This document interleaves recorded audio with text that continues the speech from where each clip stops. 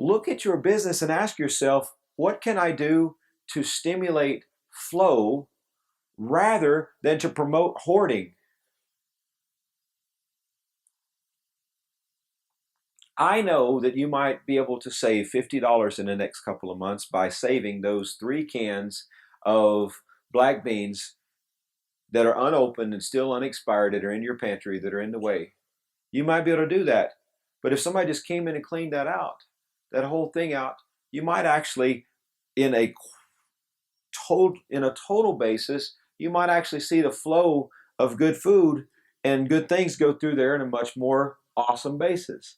I know that you might have a couple pair of jeans that are still not completely worn and frayed through and haven't split, and like taking an entire stack to Goodwill might actually seem to be like just a challenge that you can't, because you might gain 10 pounds again and get back into them. You might lose 10 pounds again and get back into them. But I invite you, just in like every area that I can recommend to you, that speeding the flow of the river or easing the flow of the river, in my experience, has been something that's been has contributed far more to me feeling wealthy at the end of the day than building a bigger and a bigger and a bigger pond. The pond, after a while, is stagnant. You look at the same bank account and it's the same amount of money or a little bit growing, and it's just there and it's just there and nothing's happening with it. And after a certain amount of time, that gets boring. You look at the same, closet of burgeoning and bustling with all those things, and that gets boring. I'm not here to say throw things out and get new things, except I am. But I'm not saying just to do that for that purpose. What I'm inviting you guys to do is to invite flow into your life, and really, really invite flow into your life. Realize that if you want to invite flow coming in, you have to create an outgo.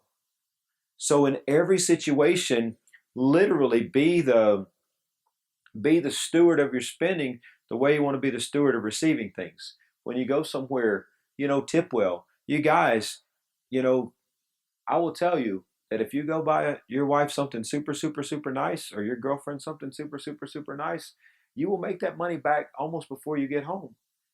And you'll be really, really happy.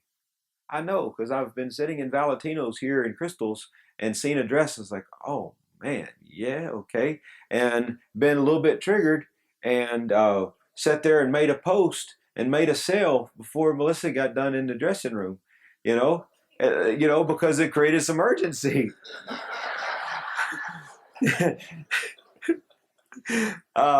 And I wouldn't have made that post if I had been sitting there. Well, I wouldn't have made it if I had been sitting there, if I had not, seen things. Learn not to let. And I might get fired by my CPA for saying this. Why the hell I allow her to invest in coming and listening to me? I have no idea, because she probably beat me and then fire me. But don't worry so much only about your outflow. Worry more about your net flow. All right. Not trying to say don't be frugal, don't be conscious. Money is a sacred tool. Use it and steward it wisely. But hoarding is just as dangerous as overspending. And so you want to find that balance, and only you will know it. And you're probably just like a plane, and just like the analogy of plane flying, you'll probably never be perfectly dialed in. You'll be spending a little bit too much one month, making a decision to be a little bit too frugal the next month, and going back and forth. But you'll kind of find your limits. Much better to have your limits tighter to perfection than have your limits really, really wide and cycle between extremes. So kind of learn where your comfort zone is for that, and the comfort zone that gives you the perfect net flow. You may choose to spend more than I do in certain things and less than others. You may choose to, do more in certain. You may give more to certain charities, less to certain charities. I don't have the number for you guys. What I'm here to share with you is, there's a lot of statements made about the dangers of overspending. And I actually join in those. I talk to a lot of the young guys in our industry that want to go out and lease a Lamborghini the first time they get a $5,000 a month retainer client. And I ask them, Hold your ears, darlings. What the fuck are you doing? You know, what are you doing? Like this is simply being able to afford on a maybe contract a monthly payment does not mean you can afford something. That having been said, and if you're when you go work for your mentor, do not buy a car on payments, young man. You're going to go great places in the world. I can see like you're such an awesome steward already. But yeah, you guys don't go, and even like us older guys, don't go doing that kind of shit. At the same time, there can be a such thing as over hoarding. And so, really work to find the balance and that thing that creates the most flow. And learn to operate from love, not from fear. You know, love yourself, love your life, and if you put yourself over a barrel, then go hustle and make some things happen. Cover it. That's really the net of the final conversation I wanted to have today, because we've talked today about what I feel undergirds business success. We did talk about finances for about what 25, 30 minutes, but the rest of the time today has been more focused on talking about what I feel like, boys and girls, I could have taught anything. I know a bunch of cool shit. I know a lot of cool closing techniques. Could have taught anything to a larger room. Cool, say this and do that and do all these types of things and prospect seduction and this and that. I could have taught. I really truly feel that for this time in my life, for this time in your life, for this time in the market's life, that this was the best thing to teach today.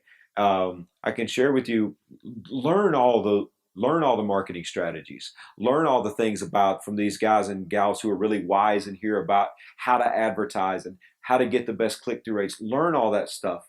But I can tell you that if much like this, that's all financial, that's all playing toward the financial. And if you build that on a weak foundation, you will find a way to screw it up.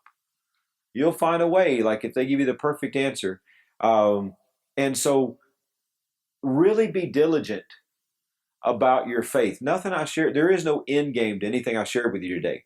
There's no perfect faith, no perfect fitness, no perfect closet, no perfect car, no perfect whatever. There's no perfect anything. There's no perfect financial scenario. There's not going to be the moment that you arrive.